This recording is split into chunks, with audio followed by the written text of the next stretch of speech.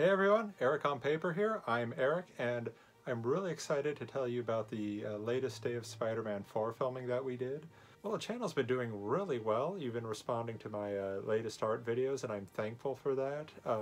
My goal right now is to get to 1,000 subscribers, and last time I asked for 900 and you heroes chipped in and got me to 930. Thank you very much for that. Please consider hitting like and subscribe and hit that bell so whenever I post a video you'll be updated. And now on with the video. Didn't feature any of the main or principal cast, got to work with some new actors. One of which you might recognize as our very own Chris Piers of Comic Tropes. He was a big supporter of the project and was really excited for it and asked, hey, could I play a role in the movie? He had the idea to maybe play Paste Pot Pete. Instead of that, how about we have you be a sewer worker that's killed by the lizard? Because I treat my friends very well. The other actor, Anthony, was actually cast to play Shocker as well. The funny thing about the table read of the Spider-Man 4 script is that, you know, some minor parts weren't filled in, some actors had to drop out of the table read and things like that. So it kind of became like a play, like a radio play, where we'd have different people who attended filling in various roles. And Anthony, he had a huge range of voices, really enthusiastic, really energetic guy. And I was so impressed with him that I said to Bryn, what are we doing? We're just throwing this guy behind a mask. You know, people, he's really talented. People are going to want to see his work. So then when I was, and Bryn said, okay, well, where do you want to put him? There's a ton of bit parts to fill in.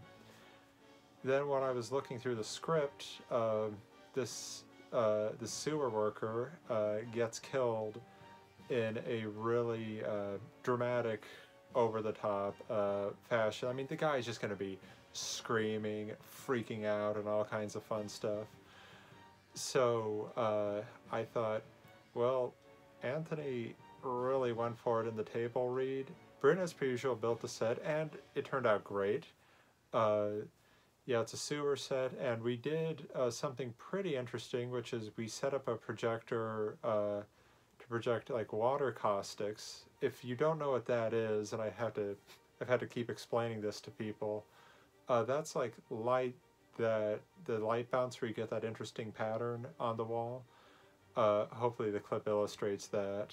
I hadn't worked with these two really as actors before, and with Chris of Comic Tropes, I wasn't 100% sure what I was going to get. You can get a little bit nervous as a director, but you know, he was really enthusiastic, a really nice guy. That was really great, I think, is he has a very great understanding of story and where things are paced in the story. Like the scene we were filming in the script is 69. Okay, be mature, people. He said, oh, okay, so this is toward the middle of the movie. So it's not like we can really just drag the scene out, you know, we have to keep the momentum up. And he had, you know, he understood that, so didn't have to explain that. And sometimes as a director, I would have a thought and he would just, you know, have the same thought and we'd pretty much articulate the same thing. And honestly, that is great and really helpful. Honestly, Chris, if you're watching this, you should consider being a filmmaker too, because you have really good story instincts.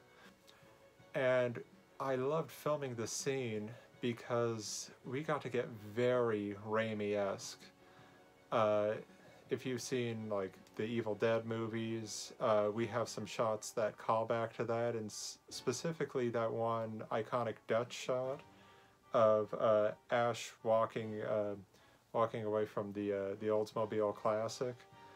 We tried to do a callback to that shot.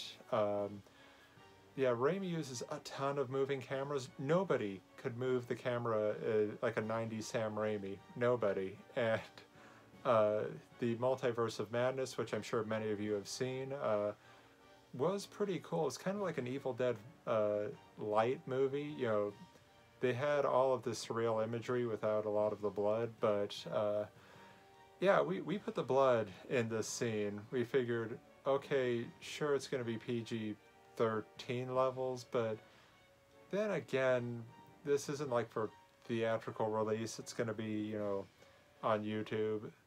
That being said, I don't think that we went overboard with the blood. I mean, when I make horror movies, I don't want to say I'm a gore hound, but to quote Fraser Crane, if less is more, imagine how much more could be. But in all seriousness, the guys were great sports. We had a lot of fun.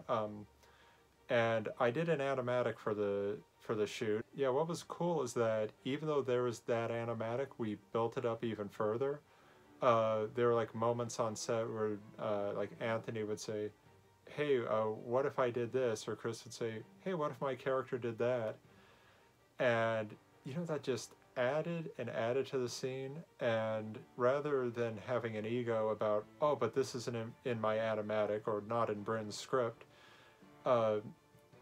if an actor is giving you ideas and suggestions that aren't ego-driven, but more, hey, I think this would make the movie cooler, I think you're a fool not to use that, because the actor's excited. They're saying, hey, I think this would be great. This would be such a cool thing.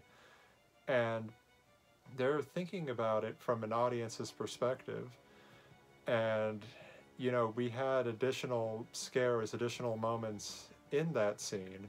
The scene in question, these two sewer workers are, spoiler alert, killed by the lizard. Now, I know many of you are asking, hey, are we going to get to see the lizard in this update? No, but, before you click that dislike button, I will tell you that you will be seeing him very soon. Bryn and I talked about it, and after we get through this next month's worth of shooting, which I'll discuss in a little bit, yeah, we're going to be finishing up the lizard suit, and then, of course, the lizard CGI model, and we're going to start to be filming the sewer fights with Spider-Man and the lizard. And given how well this lighting and this set looks, I can't wait. It's one of the scenes that I'm most excited about to film. His name's Spidey for Fun. If you watch the Superpower Beatdowns, he did their like Amazing Spider-Man 2 suit that they used for the Stan Lee and Darth Maul episode. What's it called again? Spidey for Fun. Spidey for He's Australian based. He did he's also the guy that does like the replica Bat Pods from Dark Knight. Yeah. Yeah, no, he's cool. We got this and then a version that has the mask that's meant for just the shots where he rips it off and it's all, I'm Peter Parker and I'm dramatic because I'm a mopey 20-year-old in New York City who has too much power and responsibility and all that shit. That looks so cool. Can you see through those? Fairly well. It flags up pretty bad, but... Yeah. As long as you look like you can see. Anyway, yeah. I want to get in here and like... Okay, so what's coming up next? Well, we've got a lot of Spider-Man 4 shooting days planned, and I think what I'll do is I'll probably condense those, since they're going to be shorter days of filming. Still pretty exciting stuff. We're going to be getting into the villains, that's all I'm going to say. But I'm going to condense that probably into a video at the end of the month and do another Q&A. So if you've got any Spider-Man 4 questions, I had a lot of fun answering them last time, so just drop them in the comments below and I will add them onto the list. If you ask about the release date, I will just say that it's coming sooner than later. Shooting is ramping up. Don't have a confirmed date yet, so if you have any other fun questions, let me know down below. Any art requests, also let me know down below. Coming up next week, I'm doing a Resident Evil drawing. I think that you should like that. Got some cool requests to do characters I haven't heard of. There's this one anime death character from Overlord. I have no idea what it is, but the character looks pretty neat. Gave me some cool ideas. Trying to figure out a cool pose for Batman versus Joker.